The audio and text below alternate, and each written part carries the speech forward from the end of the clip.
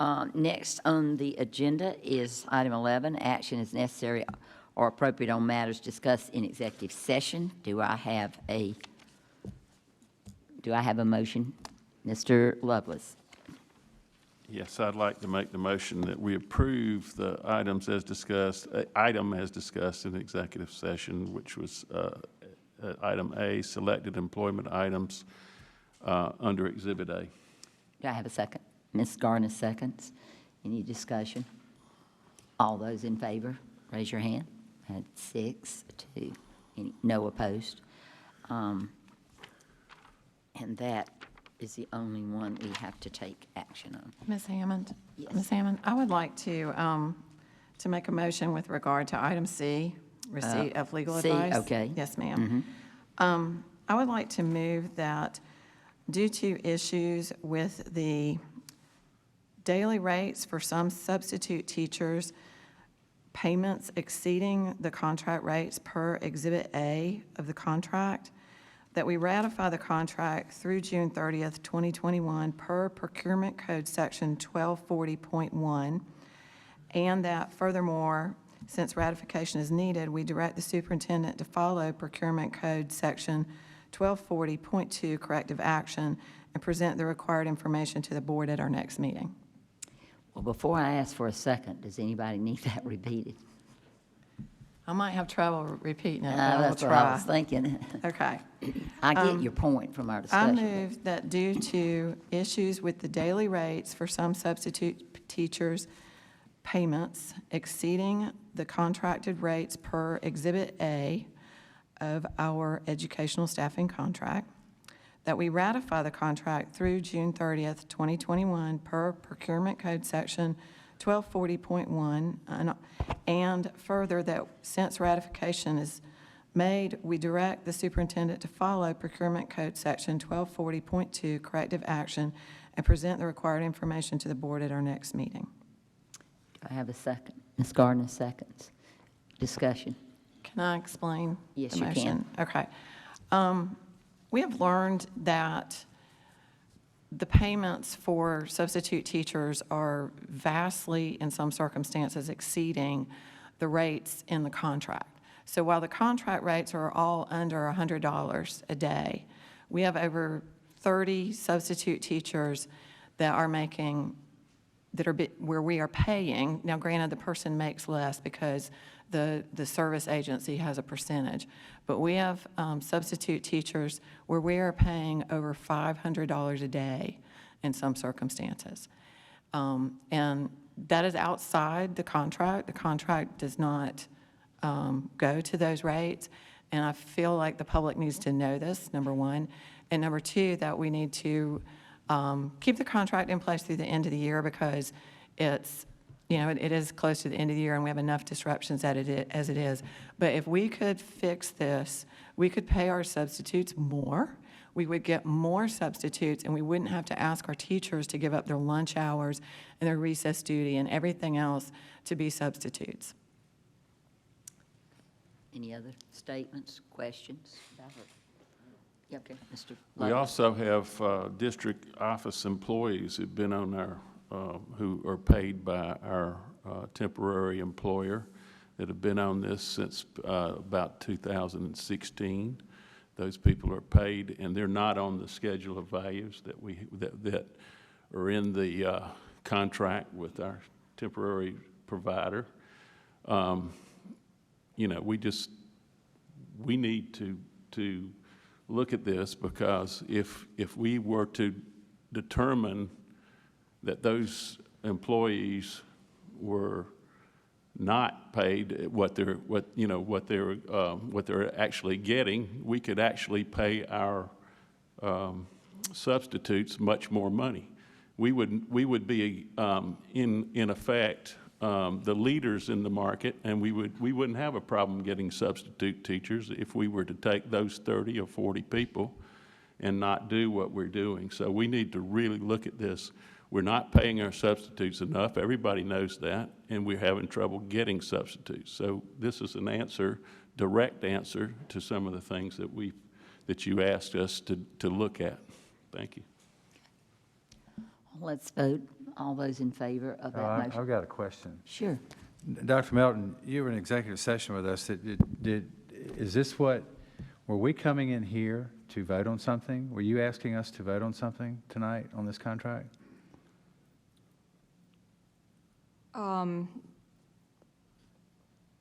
Our purpose in executive session, I'm trying to make sure that I am respectful of executive session's expectations.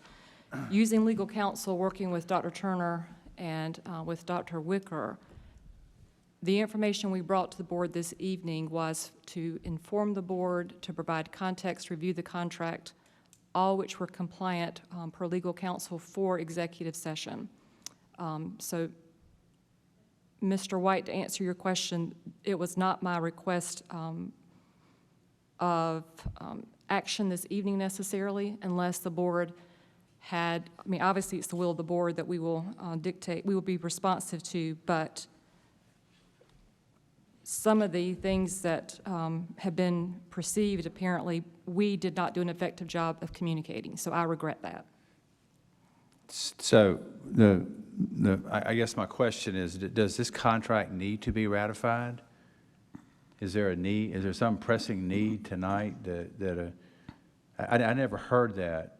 And let me just be more clear, everybody. I've never been in an executive session where things have been more confusing. I sat here for over an hour listening to conversations about a contract and questions being raised, and I kept saying, what's the purpose, what's the objective?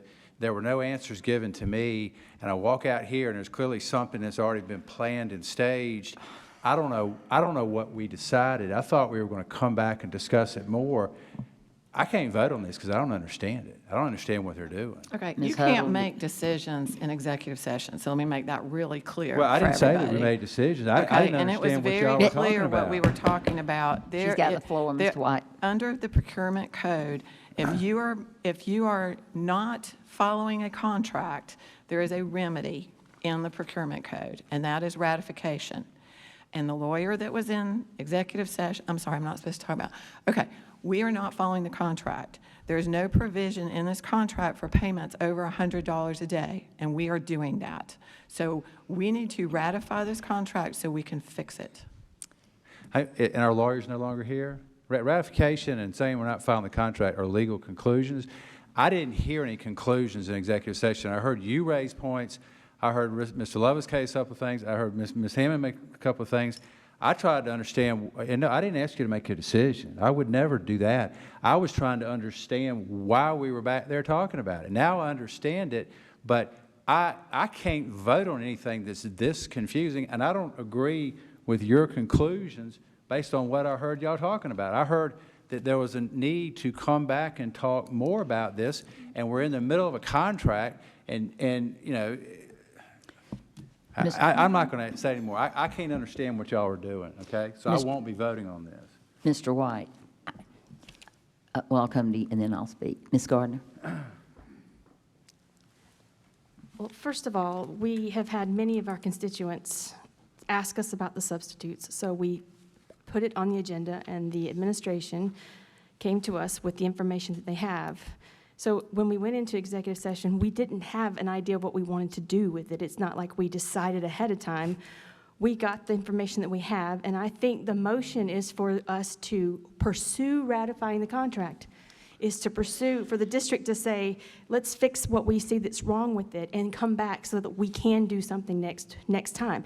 This isn't about, this is how, unfortunately, or fortunately, however you want to put it, that this is how these meetings work. You want something on the agenda, we have to put it on the agenda. We did it, we got information, we want to be in line with the contract. We don't want to be outside of a contract, which may or may not be what we're doing. We would like the process of ratifying it. That's what this motion is about. It's not about, this is the process.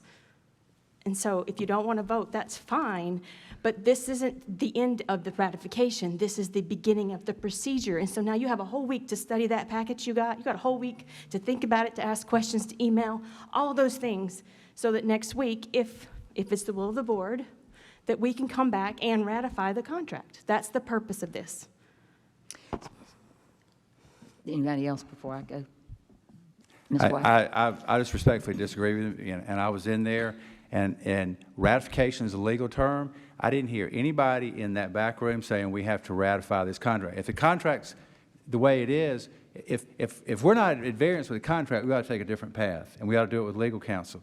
If there's not a need to ratify, I don't know what ratify means in this context, and I wish our counsel were here, because if you want to talk about it in public, you ought to at least have a lawyer talk about the legal questions.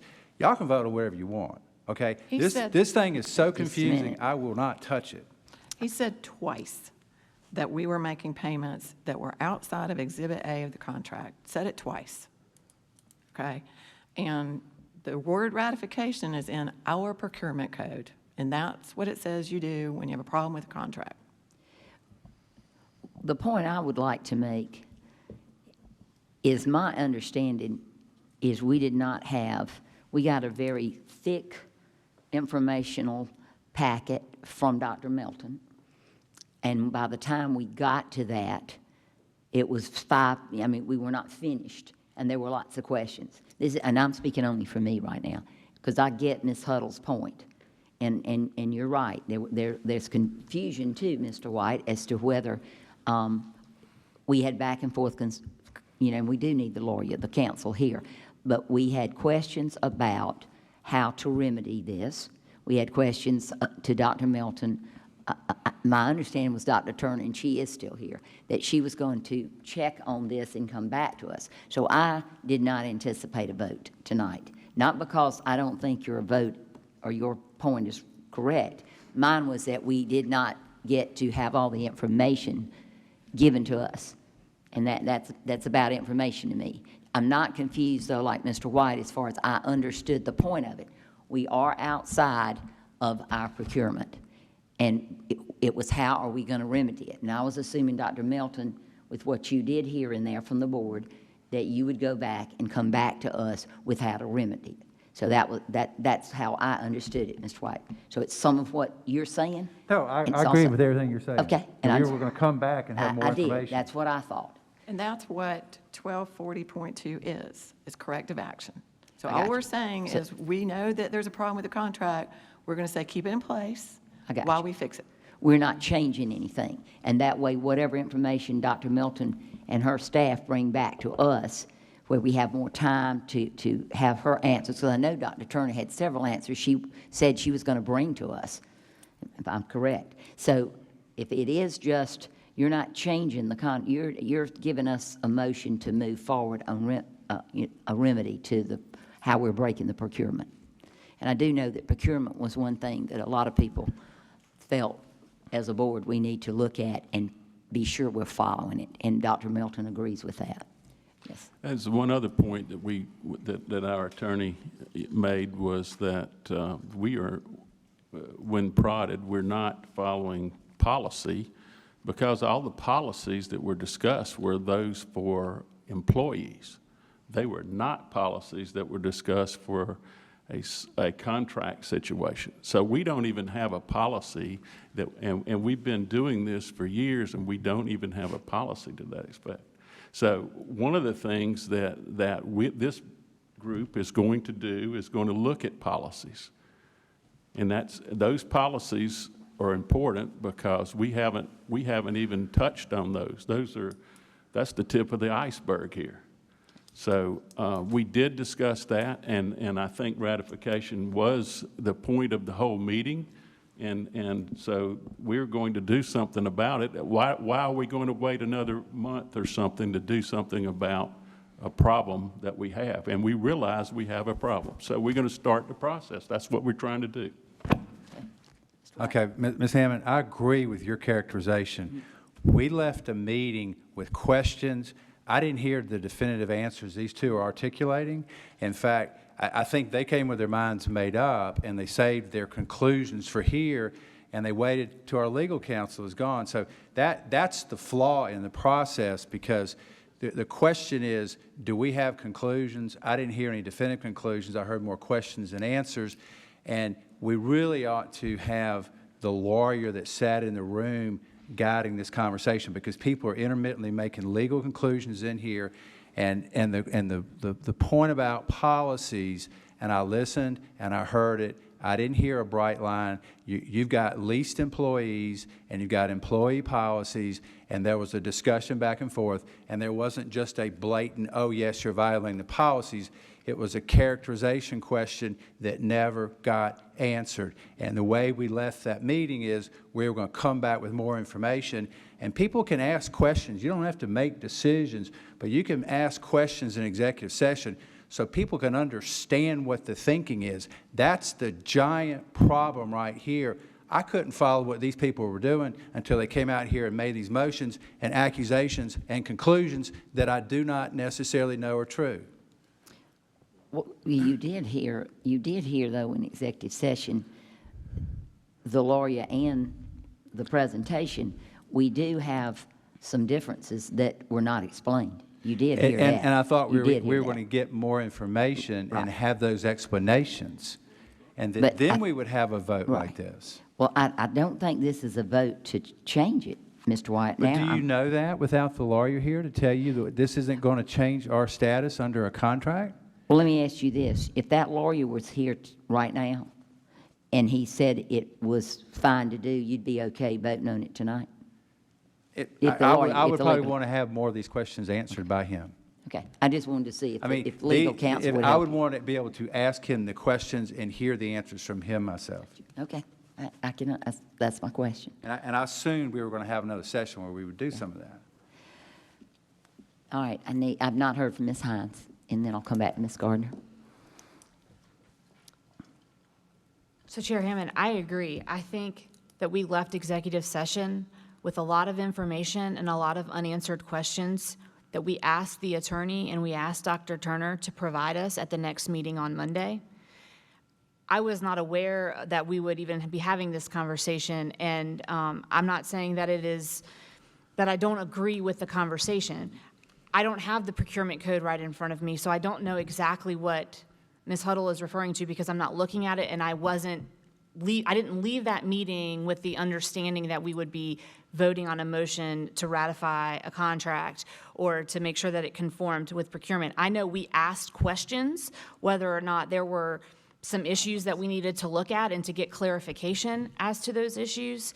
I know that we asked questions as to the rates of substitute pay and how that all may have a conflict with a contract that we have with Kelly Services. I know we asked specific questions about specific situations, and we were told that we would get that answer. I don't know how we make a decision or or vote on something when we haven't gotten the information from council, making sure that we are being compliant and we're making the right decisions. It's not that I don't agree. I think that we need to pay our substitute teachers more. I think that there are some questions as to why some substitutes are getting paid more and whether or not that's in compliance with our contract. We have those questions. We've asked those questions, and we haven't gotten specific answers about how that actually looks. So I'm just a little concerned with that.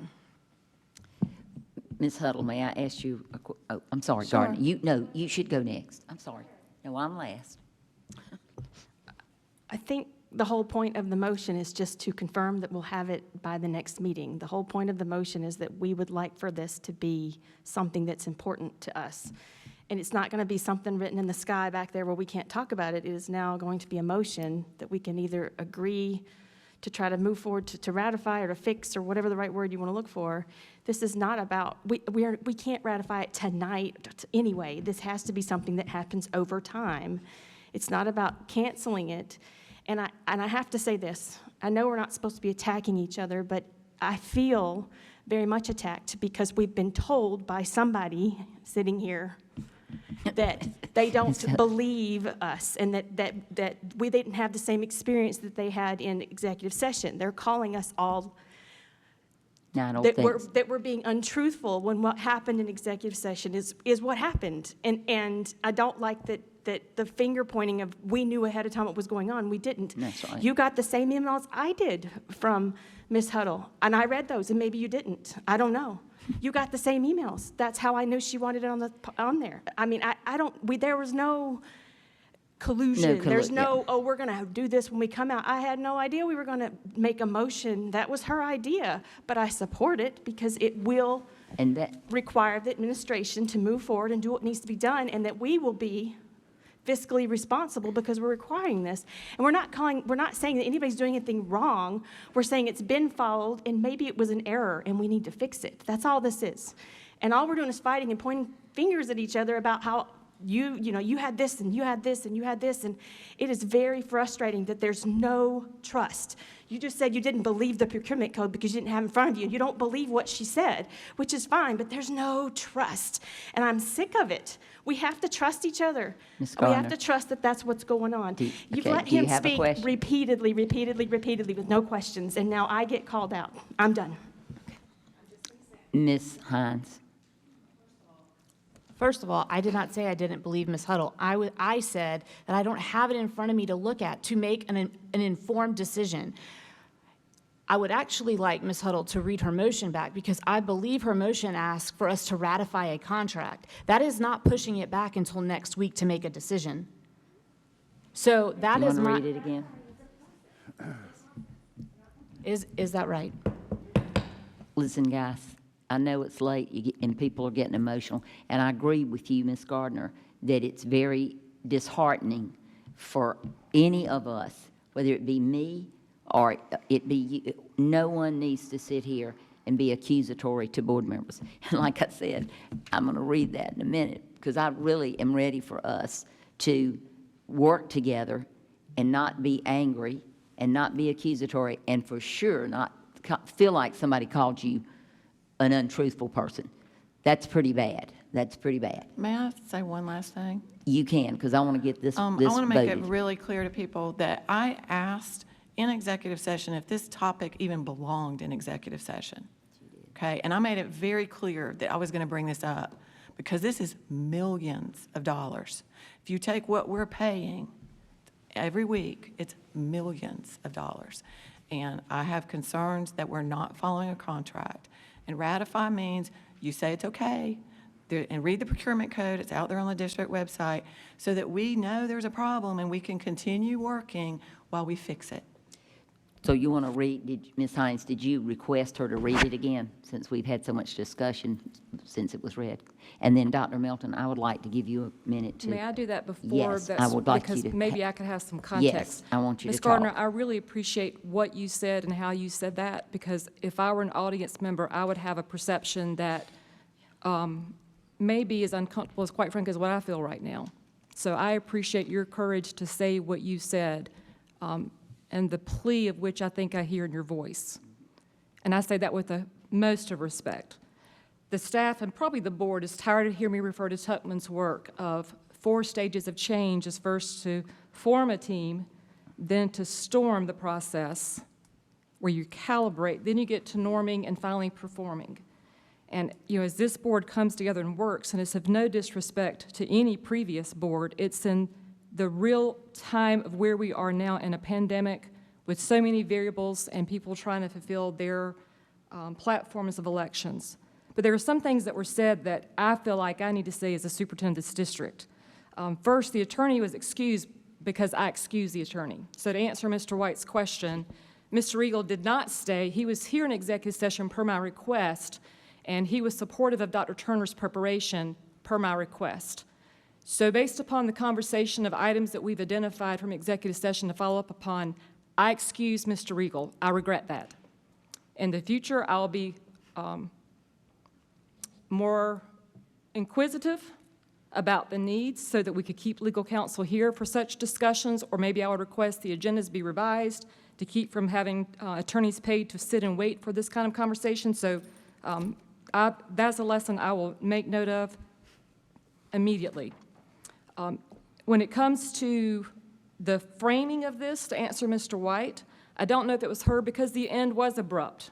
There was so much content that Dr. Turner, Mr. Eagle, and Dr. Wicker had prepared that it was rich information, but if I were an observer listening to cryptic language, because this board is trying to be protective of what they can say in public, of what was discussed in executive session, even with the question from Ms. Huddle of, she held up a paper of her study to research to make sure that she was protective in her role, that what we did is compliant. Thank you, Ms. Huddle, for that. That's something that I don't know that our community understands that you do as a researcher and a person who studies. But I hope that we can lean on that expertise, but when you say 12.40.02, I don't know what you're talking about because I hadn't looked at it. I didn't know to come prepared for that this evening. Our procurement officer is not here this evening because I didn't know that I was going to need her. So in the future, what I'm going to start doing is asking officers what other staff members they may envision that I need to have here, because Ms. Robinson is not here this evening, and I could have arranged that so when you're asking that question, an expert could come to the mic to answer those questions. I'm not going to ask Ms. Rawls to do it because it's her first day on the job. Ms. Rawls may have already pulled it up on her Chromebook, but I'm not going to ask her, has she done that? Back to the context, we set this for tonight per questions, but also with the context of School District 5 has had to shift to distance learning a total of 5 days among 3 schools. If I'm correct, check my numbers, executive staff. 5 days, if I'm not mistaken, 3 schools, Chapin High, Irma Middle School, Chapin Elementary. I think it was a total of 5 days. So it became of great popular interest that people were asking questions about substitute. It's an age-old question, do we pay substitutes enough? I have been in this profession long enough that that is something that we as educators will say, you can't pay a substitute enough. But because I'm and I'm going to get to my point of entry, so hold on. Hold on. Because we've got people that we need to have the best in the classroom, I don't want there to be a perception or an impression that this administration has positioned this board to operate outside of procurement, because I think that could be inferred. One of the things that could have been missed in our abrupt conclusion of executive session was I did say, did you notice how we set procurement in 2018? Mr. Regal was very deliberate to explain, or intentional, as the staff would tell you that I'll probably overuse that word. We are very intentional to explain why things were done the way they were in 2018. But of course, that's something that we can't necessarily talk about, but that's a public record because things were posted with bids and the processes that are out there of record. So our hope was to put it for tonight for the board to be informed, but I need to remind you all, we meet a week from tonight. So board packet will be distributed on Thursday, hopefully around midday. So whatever action you're saying for the next board meeting, oftentimes we have at least 2 weeks. We don't this time. So as the discussion gets ready for the renewal, and that's why I want to insert this, Ms. Hammond, as this is reviewed, I ask for you to think about the things that Dr. Turner and Dr. Wicker have planned on their calendars, because if there's a motion for next Monday night, that disrupts their calendar and, quite frankly, my calendar. So because of that, I heard Ms. Hines mention some things that the board had asked Dr. Turner to do. The board asked me as superintendent to do that I've assigned to Dr. Turner. So I'm about to preach now because I'm trying to make sure that they understand what you all said in executive session and how we operated that.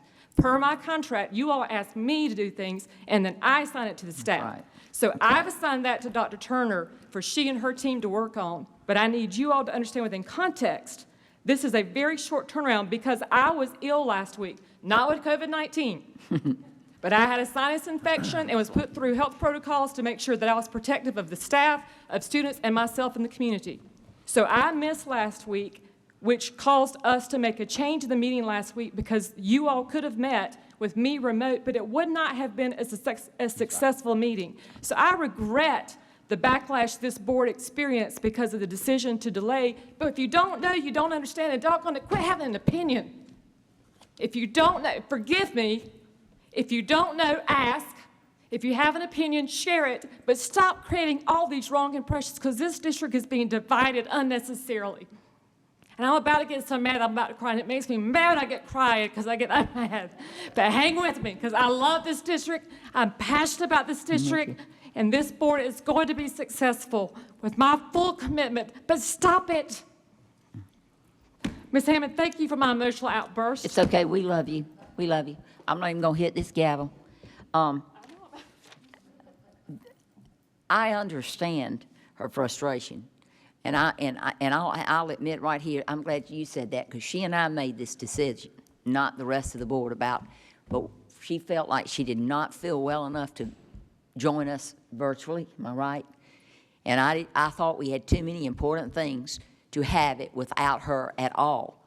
And to put that, now I'm gonna start crying, and to put that on Dr. G with all this important stuff, with the COVID, people worrying about economics, worrying about their children learning. Yes, ma'am. And she and I made this decision. But what it's done is put us smashed together with these two meetings right back together, which puts pressure on her and her staff. And I understand that. And I will say, I totally support what Ms. Huddle is doing.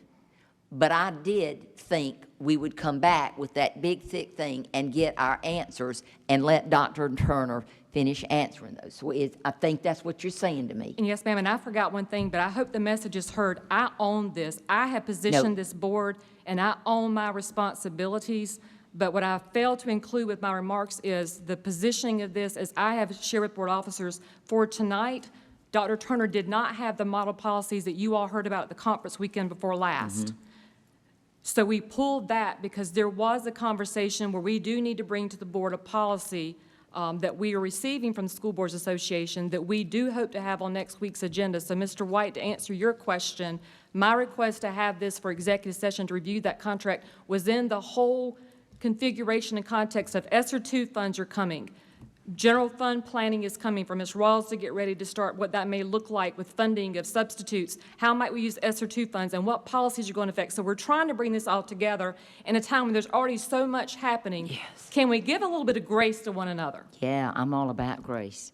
Matter of fact, I have the best statement I'm going to read. Don't y'all leave, because it's all about being together here. But I was putting it when we get to item 13. But you know, if I'm chair, I can read it ahead of that. Ms. Hammond, Yes. may I Yes. change or modify my motion? Yes, you since can, it hasn't Ms. been Huddle. voted on? I'll use plain English. Okay. Okay, plain English. Thank you, Ms. Huddle. I move that we continue our existing processes as it relates to contracting for substitute teachers, pending more information on that process from the superintendent or her staff at the first board meeting of April. That give you Will enough time? Oh, And don't ask me to repeat it. but I think do I have a Got it. second? I have a second with Ms. Gardner. While that's there, without getting confused, I think you're saying basically, I'm gonna put this in a simple way. We're waiting on her information to get finished because we did not get it finished in our meeting. Yes. Why do we even need to vote? Let's just come back in April and finish it. Well, I'm okay with that, but if Ms. Huddle wants to make a motion, do you want to withdraw your motion? No. Okay. All those in favor of this motion that Dr. Melton's going to get the rest of the information to us and bring us back a solution, for lack of a better word, to being sure we're following our policy. You want to say it, though, really, you better say it again, because she needs to write it. Erin, you got it? Yes, I move that we continue our current practices as they relate to staffing of substitute teachers through the staffing agency up to, until at least the first board meeting of April, where we will receive more information on our practices and policies. Okay. And we had a second. So all those in favor? Okay. I think that's a 6-0. We love you, Dr. Milton. It's okay. I get the same way. We're passionate. Number 12, proposed 2021-2022 capital budget Exhibit C. Thank you, Ms. Hammond. I'm going to ask our Executive Director of Operations to come forward, Mr. Beanbo. He and Mr. Cannon will be presenting tonight's presentation. This is found in Exhibit C. Typically, with our operations, of course, presentations are given this evening, and then, of course, this is available to the public to follow. So, Mr. Beanbo, the board has this in their packet. What introductory remarks would you like to share before we actually dive deeply into Exhibit C? Oh, don't say that. Thank you, Dr. Melton, Chair Hammond, board members. Tonight, we're here to present our capital budget proposal. This is a 5-year plan, and the plan is designed to address the needs of our school. Just want to, as a side note, we started conducting operation assessments, Dr. Melton, and so we're meeting with all schools. All the operations directors are going to the schools with me. We're talking to the principals. We're actually looking at all the facilities along together to decide if there are other needs that we need in addition to these needs. We have, as Mr. Cannon will come to tell you, we have contingency funds to address these needs. The priorities of the capital plan represents, the major priorities are roof replacements, HVAC replacements, technology, vehicle replacements, and facility upgrades. I do want to remind the board that we are on a shortened summer because of COVID, so our timeline will be shortened this summer because of the time when we get out of school we have to do our work. So I've asked Mr. Cannon to come and give you a detailed proposal of each project, the school that they're located at, and then after that, Ms. Garris from Technology will give you a brief plan of our technology, and then we'll be glad to answer any questions. So thank you so much. Mr. Cannon? Thank you, Mr. Beatonbow. Chair Hammond, members of the board, Dr. Melton, it's a pleasure to bring this budget proposal to you tonight. As Mr. Beatonbaugh indicated, you've been presented a 5-year plan. What we're going to ask you to approve next week would be the first, just the first year of this plan. So fiscal year 2021-22 is what we're asking for your approval. Just to highlight, if you've got your spreadsheet in front of you, I know it's hard to read on the screen, but just to highlight the projects, and we'll go through each one individually, you'll see a line item for Chapin High School, line item for Dutch Fork Elementary, line item for Dutch Fork High School, 2 line items for Irmo High School, a line item for Irmo Middle School, a line item for the district office, and then of course the remaining balance of the $10 million proposal for activity bus, vehicles, school identified needs, a contingency, and then technology. To get into the major projects we're proposing, Irmo High School. So we've got roof replacement proposed for the final 2 west wing classroom wings. Bottom right picture would be one of those wings. We are replacing 25 fan coils in the activities building. We're replacing an outdoor air unit and exhaust fans throughout the activity building. The activity building would be where the gym cafeteria is located at Irmo High School. We're going to renovate the existing activity building restrooms that are near the cafeteria, along with special services restrooms. This bathroom scope would include new bathroom fixtures, partitions, floorings, ceilings, lighting for those areas. Finally, we're going to look at renovating 2 labs. We've been working with Dr. Hardy and her science lead, a biology lab and an environmental science lab at the high school. Work within these labs would include flooring, plumbing, new casework, ceiling, lighting, and also necessary lab equipment to upgrade those facilities. Finally, during our operation assessment we had with Dr. Hardy, she did bring up, she has a new theater manager, Mr. Lovett, I believe is his name. He does have some issues, AV issues in the theater. We've asked for him to kind of do a diagnosis of that area, so we reserve some money to address those needs. Next, Chapin High School, we're going to look at doing a training room upfit renovation. This would include ceiling, light, HVAC replacement within that area. We're going to remove some of the small knee walls from when the 2010 edition was done, just to make a more open floor plan. We're going to remove one of the existing offices within the training room. We're going to, again, replace the floors with the new residence flooring. We're going to add windows for daylighting. We'll have a new exterior door canopy and signage to kind of delineate where that training room is. And we'll also replace necessary training equipment. Irmo Middle School, this is probably our most intense project planned for the summer. The gymnasium building, we're going to replace all the HVAC system there. We're going to replace all of the roof there, all the ceiling, all the LED, upgrade to LED lighting, and also painting of the gym. So that is going to be a tall task with about 6 weeks, but our contractor is prepared to jump on it immediately. 2 other projects at our district office. We're going to replace the HVAC in our print shop, and we're going to upfit some of that space for additional offices. Dutch Fork Elementary, we have 2 K-4 classrooms. Right now, those students are having to use a bathroom across the hall. As you can imagine, with 4-year-olds, that's a task from a staffing perspective. So They actually have a shared storage room in between the two classrooms, and so we're going to upfit that space for a restroom for those bathrooms to use. And then finally, one I don't have listed on here, Dutch Fork High School. We're going to do some brick pointing, some recaulking on the ceiling, upper brick walls that are above roof. So we have that waterproofing project planned as well. For our school identified projects, you see some floor replacements we've identified there at a few of our schools. We're actually going through a list right now of painting priorities at the various schools, and so we hope to have that finalized here in the next 2 weeks. We have some small track repairs at Dutch Fork and Chapin High we need to do. We need to replace a backflow at H.E. Corley. Next week, we're supposed to be getting a safety, playground safety report on, we had a consultant go through and look at our equipment at our elementary schools.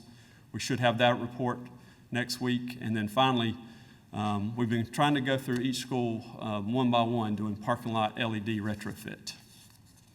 At this time, I will turn over to Ms. Garrison and kind of cover some technology items. Thank you, Mr. Cannon. At a previous meeting, I know Ms. Huddle had asked about technology budget, and I just gave an overview, and I think I hit almost every point, so I'm happy to say off the top of my head I came up with most of these bullet points. When we look at our capital budget, I want to first thank the board for the $3 million out of the capital that we get, and that is a lot of money. But I want to say that I'm proud to say when you look at these bullet points, and you can read them, the first 5 directly impact the classroom. So they impact teachers and students. And I think that's really important to know. And of our budget, about 70 to 75% of that $3 million goes to those first 5 items. So we continually do a refresh of devices, Chromebooks, laptops, desktops. In every classroom, we have smart boards, projectors, which are going to be moving to the next step of interactive panels. So I know we're not talking about Piney Woods necessarily, but we're starting there with the new technology of interactive panels, and we'll be implementing those across the district in the near future. The prices have come down to where now that's very competitive, and we can do that for the price of a smart board and projector. And then telephones, every classroom has a telephone for safety. So those sound like little things, but when you add them up, they're actually very expensive, and it adds up. So about 70 to 75% of our budget goes there each year. And we plan to refresh anywhere from 10 to 20%, depending on the item, and that is in constant flux. And I will say that COVID has really upended our budget with these things. Our teachers needed laptops sooner than we thought they would need them, because what the laptops were designed for was not what they've needed this year.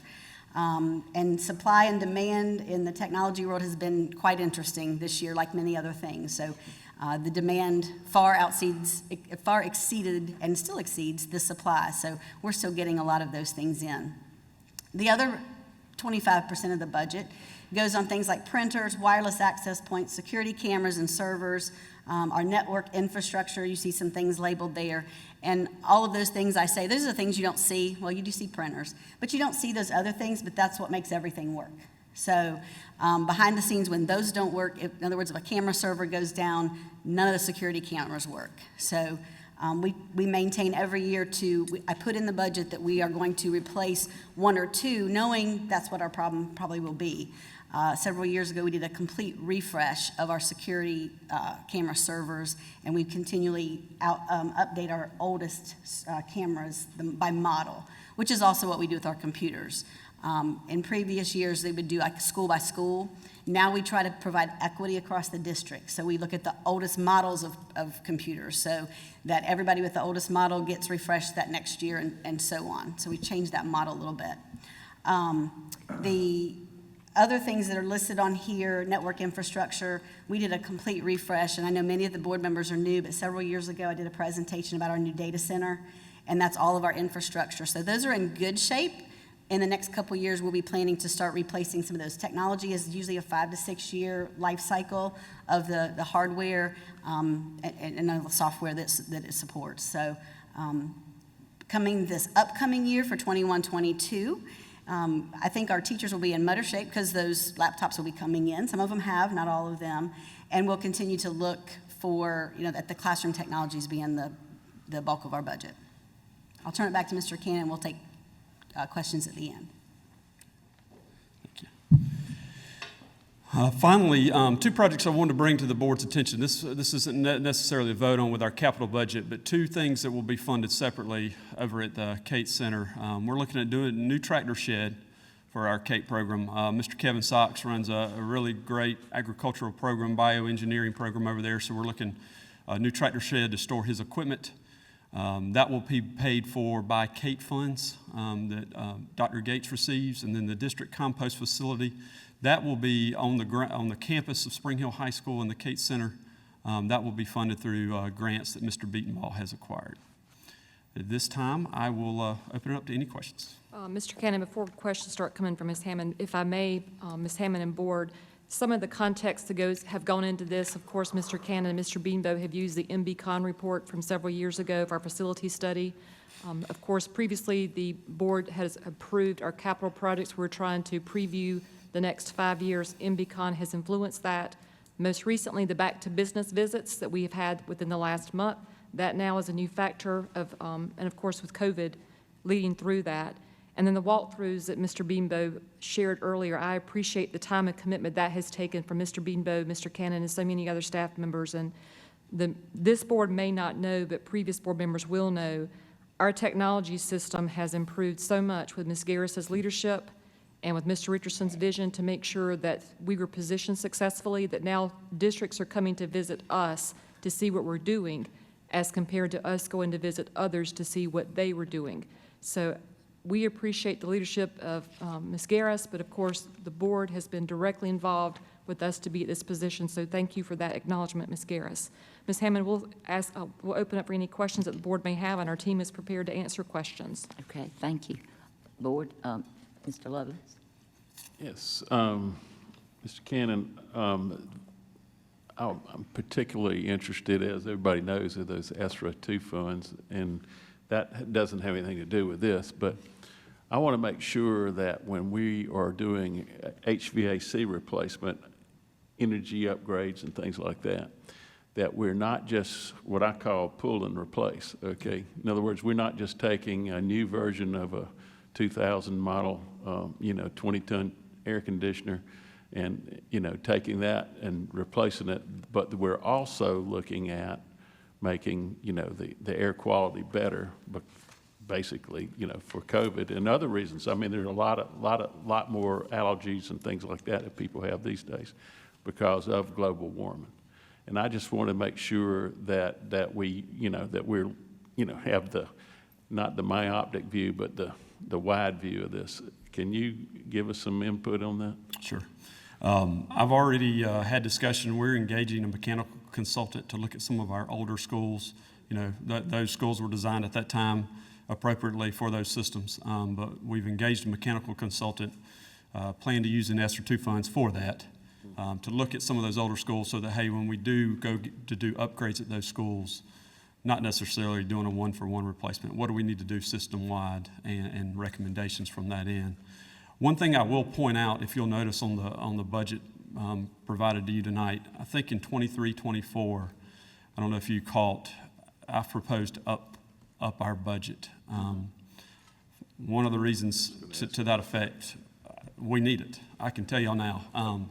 I went back through old records to 2009. Our budget in 2009 was $10 million. I've been making that point for years. So. We've built 4 facilities since then, and so we need, I feel like we're running uphill. I want to be running downhill. And so that's why you'll see that proposal. And the thought there is once Piney Woods comes off whatever books we have, we can up that capital budget to focus on other schools.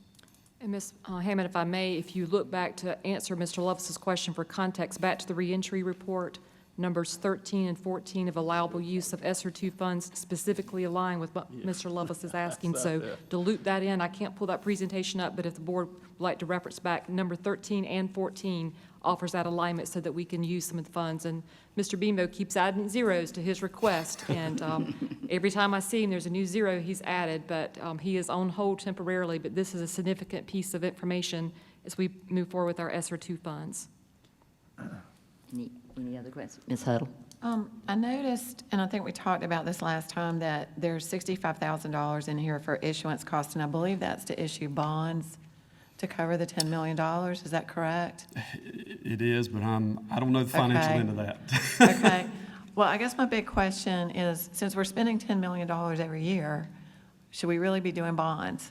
You know what I'm saying? It's a recurring cost, basically. So is that $65,000 that we could plow back in to the $10 million and actually buy something you can touch with it? I'm all Well, for with it. her debut, Ms. Rawls is Okay. stepping up to the microphone. and Sorry. With her experience with finance, I'll ask Ms. Rawls to answer Okay. that. Of course, with the general expectation of an answer for that, because you've not gotten, although you've gotten very invested already with our information, answer that holistically, if you will, Ms. Rawls. So we have to issue the bonds because these are funded through debt service. And so we issue the bonds and have those funds available for summertime work, knowing that they will be paid off by the collections that will happen in December, January, February of the next year.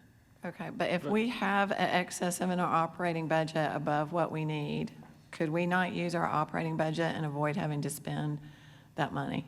And maybe that's not a fair question to ask you right now. Maybe you need a chance to look at it. But I guess I would just ask that we look at that, because I would rather spend $65,000 on technology than on interest, if we can do that. So duly noted, we'll make note of that, and as Ms. Rawls gets ready to do her preparation for presentations, we'll be mindful that how that's presented can address questions like yours to make sure that we're using our resources as effectively as possible.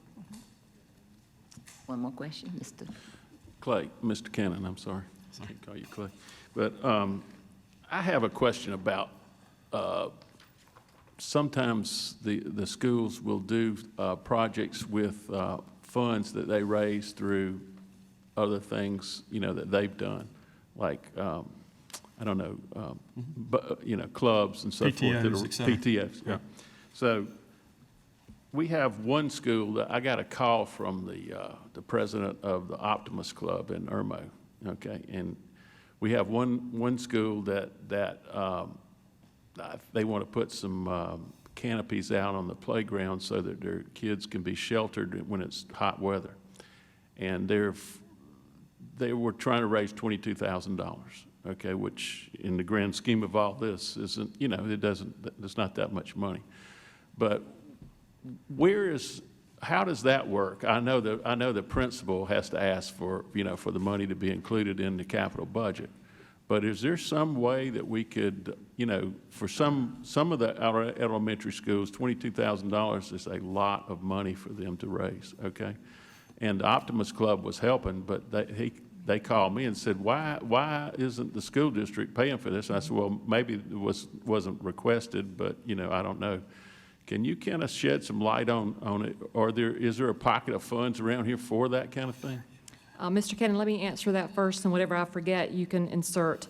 Mr. Levis, I got a similar call, so I'm glad we have connections. And one of the beauties of School District 5 is we have such strong community partners that when we are given the opportunities, so many groups reach out and say, how can we help? Our principals are so well connected that they can identify some things. So the call that I received allowed us to have additional conversations with that school.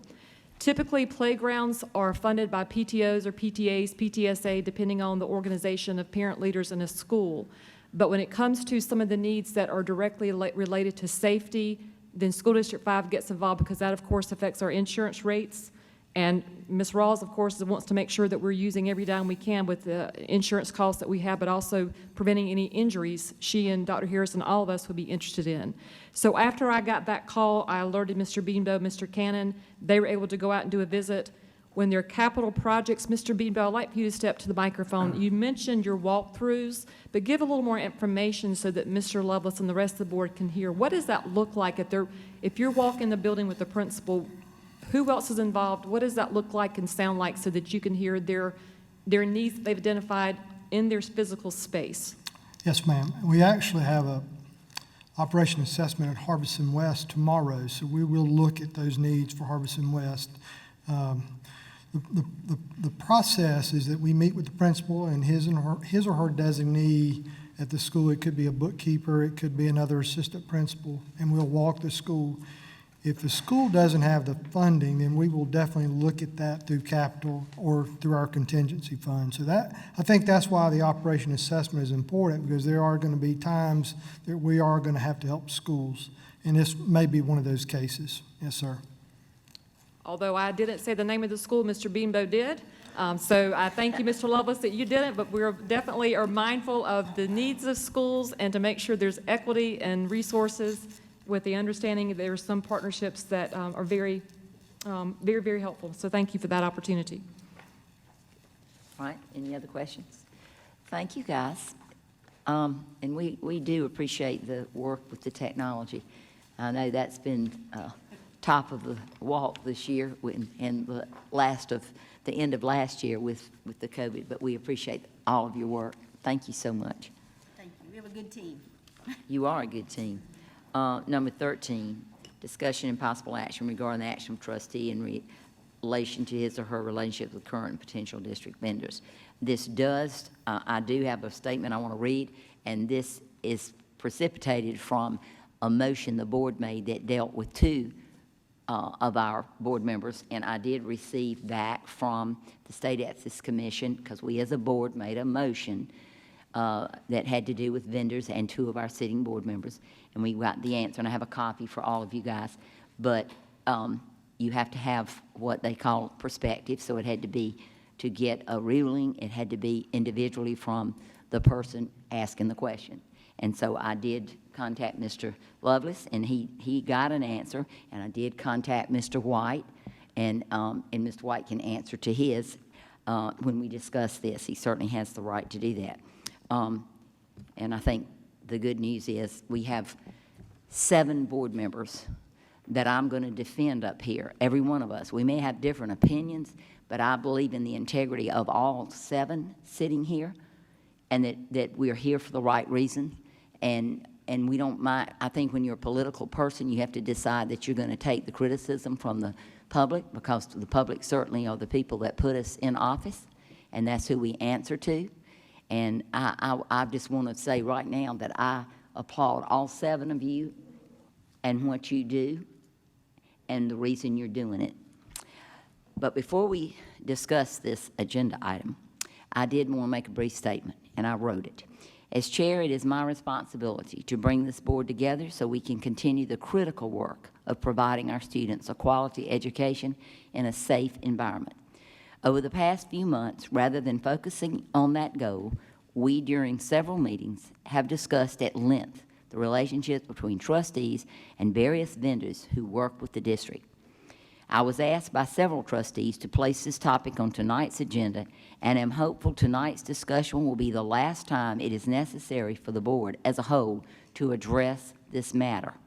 While it is important that we as elected public officials understand and abide by the requirements of our State Ethics Act, we need to be able to turn our attention to other matters and trust that our fellow school board members will do what is required of them under law. Because the issue of vendor relationships has been discussed during board meetings and also on social media, I did want to take this opportunity to share with our public what is and is not permissible in terms of accepting meals and other gifts, such as campaign donations and tickets to sporting events from vendors. I have spoken with the board's legal counsel and also reviewed options issued by the, opinions, issued by the Ethics Commission before sharing this information with you. In reference to campaign donations, it is lawful for trustees to accept campaign donations from a district vendor. It is also lawful for a seated trustee to donate to an individual running for the school board. Of course, the amount of all such donations and the identity of the contributor must be disclosed by the candidate. The Ethics Act does not prohibit trustees from accepting meals or other gifts from vendors currently doing business with the district. The Act requires that a trustee who accepts such gifts disclose that information when they file their required statement of economic interest. Gifts which are less than $25 in value are not required to be reported.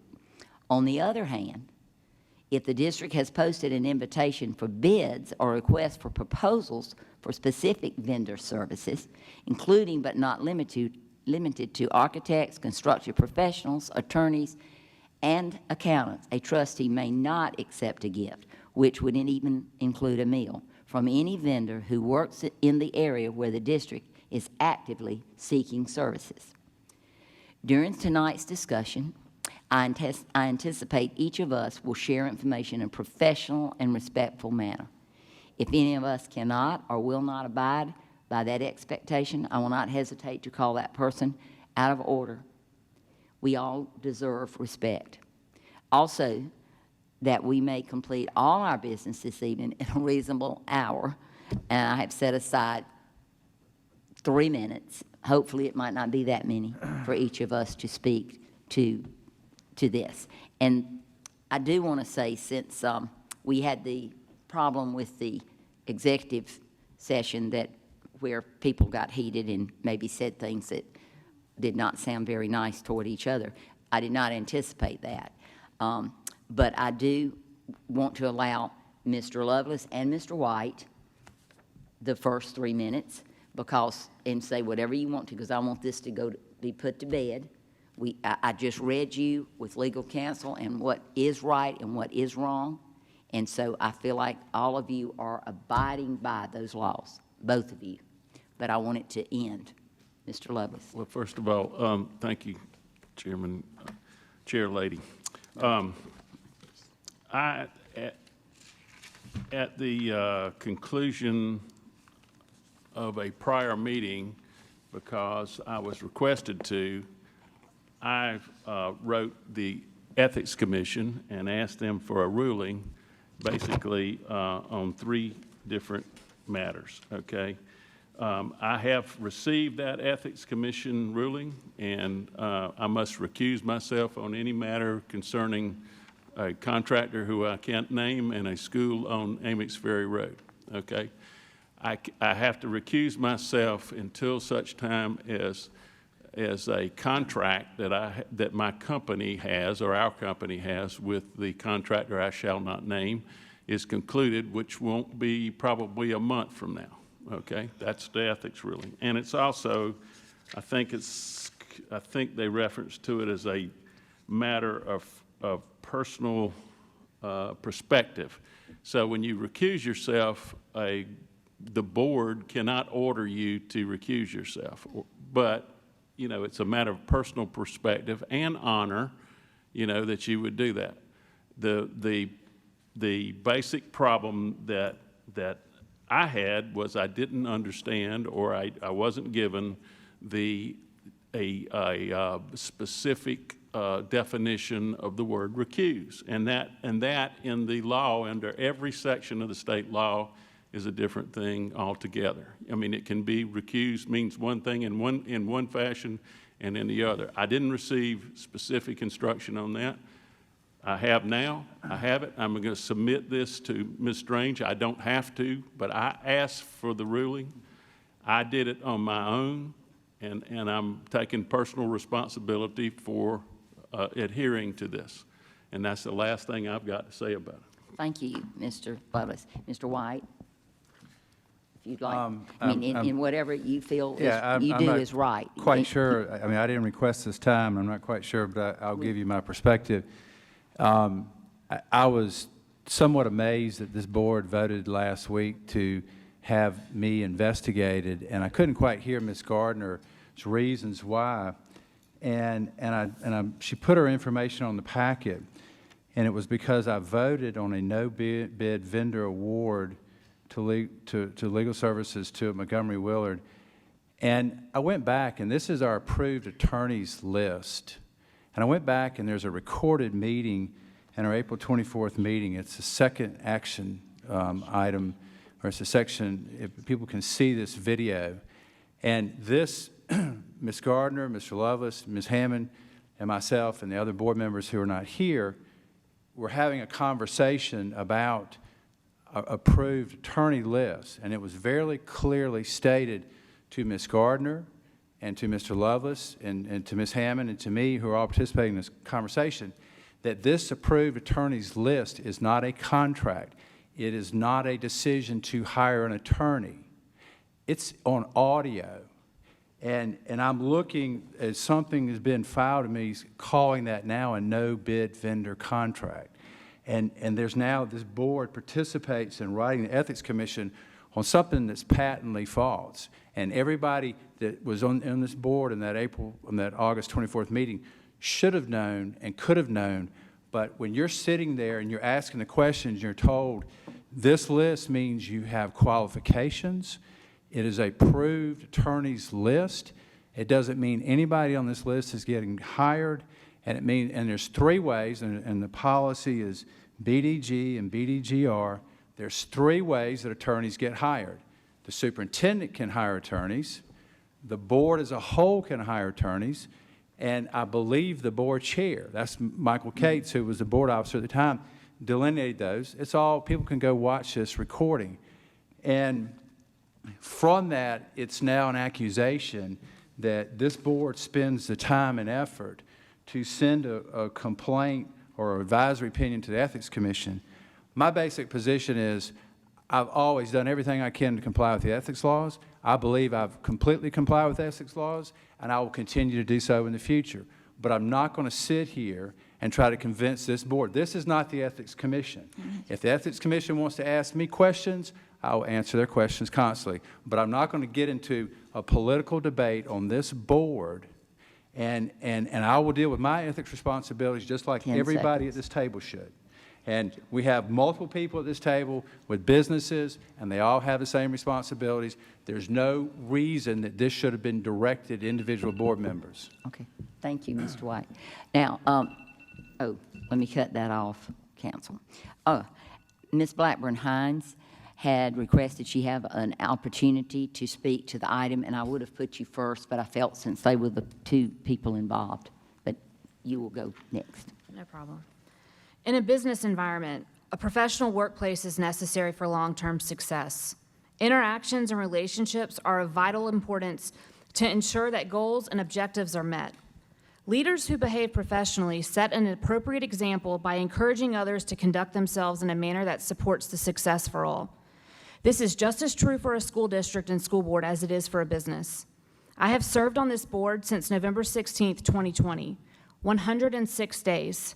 In 106 days, this board, who has 3 brand-new members, 2 members with 2 years of experience, 2 veteran members, both without much officer experience, have had 5 board meetings, 2 special called meetings, 2 board workshops, 1 conference, dealt with the struggles of reentry during a pandemic, rezoned lines for an elementary school, and have fielded hundreds of emails and phone calls.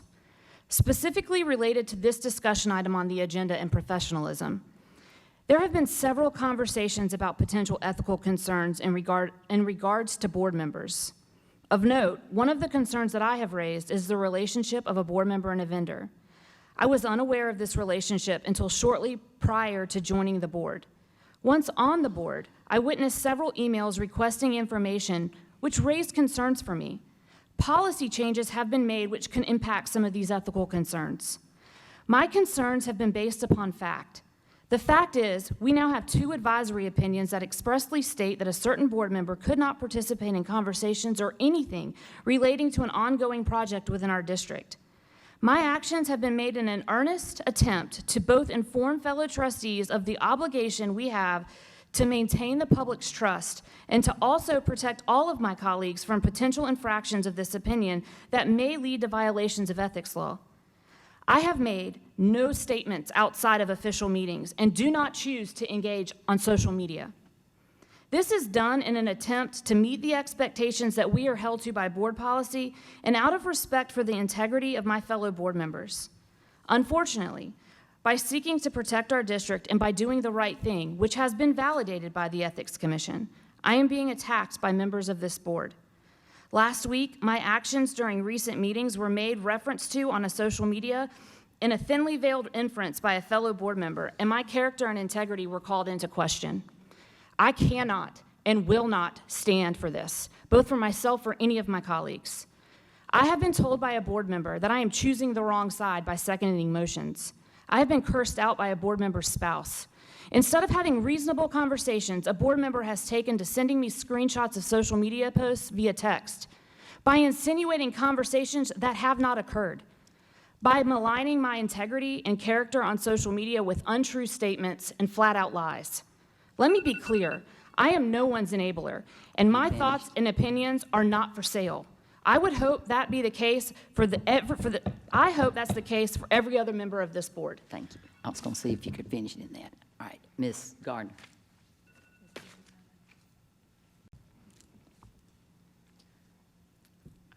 I think that, I'm not going to catalog all the wrongs that have happened to me. Okay. It take more than 3 minutes. We have to grow thick skin. I think that's the way this is. This has not been, it's not been pretty. None of this is, I agree with the first paragraph. We have done a lot, and none of us have that much experience. And we need some grace because we're trying our best. And if you think for a second that we're not spending like more hours than my full-time job on this, then you need to run for the board because you need to see how much time we spend up here doing things and trying to do the right thing. And we're not going to be perfect. But I think the best thing we need to do as a group is to grow thick skin because we're not going to make everybody happy. We have to be careful about calling each other out too. But I have to point this out because it frustrates me that we have been pointing our finger at Mr. Lovelace for months, and we've been calling him out, calling him out. I one time call out Mr. White, one time. And now suddenly everybody wants to play nice, and we shouldn't be calling each other out. And it frustrates me because I just feel like that's not fair. That's hypocritical. And when I say I call Mr. White out, I was just wondering if he would like to ask for his own ethics filing, like Mr. Lovelace has been asked to do and has done.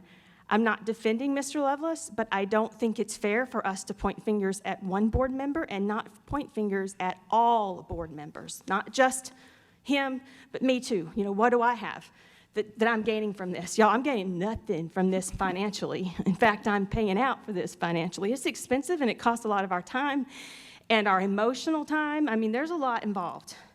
And so I was going to make a motion tonight that we request as a board that Ed White seriously consider asking for his own ruling because he's the only one that can do it. I'm not going to do that because I'm done with this. I'm not going to point fingers at anyone anymore because if he's willing, because he said it, y'all have heard it, he wants us to quit doing this, then he has to quit pointing fingers at Ken. We know what Ken's doing. He's doing the right thing. He's recusing himself. We're done pointing fingers. If he promises to do it, I will too. If he does it again, I will bring back up my pointing fingers. I will do it. I will do it. That's all I have to say. Thank you. You got in within your 3 minutes. Ms. Huddle. I hate this. I want to make it clear, there was a motion before everybody was here to limit discussion to, I think, 1 or 2 minutes. 1 minute, and it didn't pass. I have a statement I want to enter into the record, and basically, I think that every single board member that has an equity interest in any business that does business with any vendor of District 5, past or present, should write a statement as to that. All of us, every one of us. What's good for the goose is good for the gander. Pot shouldn't be calling the kettle black. We all need to sing to the same tune. And while we're at it, I think people should come clean, okay? This is a newspaper that was sent out during the election, fake newspaper, okay, that criticized 2 sitting board members, okay? It was put out by Positive Voices for District 5 Success that was incorporated by Mr. Eric Norton with the state of South Carolina. And they never filed anything with the South Carolina Ethics Commission, but somebody spent a lot of money on this to criticize 2 sitting board members. And if anyone on this board knows anything about it, they should also come clean. That's your, I'm going to end up with my 3 minutes, and I won't take 3 minutes, but I am going to say the voters did speak in the last election very loudly, and they changed the board. And this board is new, and it is inexperienced. But evidently, the people did like what they said and what they want to stand for. And the transparency is here. The caring and the love of this district is in every one of these people that have run. And I believe that I realize Mr. White and I have, and whoever made the point was a good point, I think it was Ms. Gardner. Mr. White and I have been on the board much longer than any of you, but I served as vice chair for 4 years under Paula Height, but I was never chair. And Mr. White has been on the board 20 years, but he's chosen not to. I've nominated you before. But you do need to realize we're doing what the public voted for change. So we're looking at procurement. We're looking at how we can do things better. We're trying to be, I get a little tired of the word transparent, but we're trying to be as daylight on all of our business as we can, because it's taxpayer dollars and it's people that want this board to be accountable. And I'm not, including Mr. White, I don't want to hear anybody criticize. Not Mr. White, not Ms. Huddle, not Dr. Melton, not Ms. Hines, not Ms. Gardner. And I agree that Mr. Lovelace, there couldn't be a bigger heart on this board for children than Mr. Lovelace.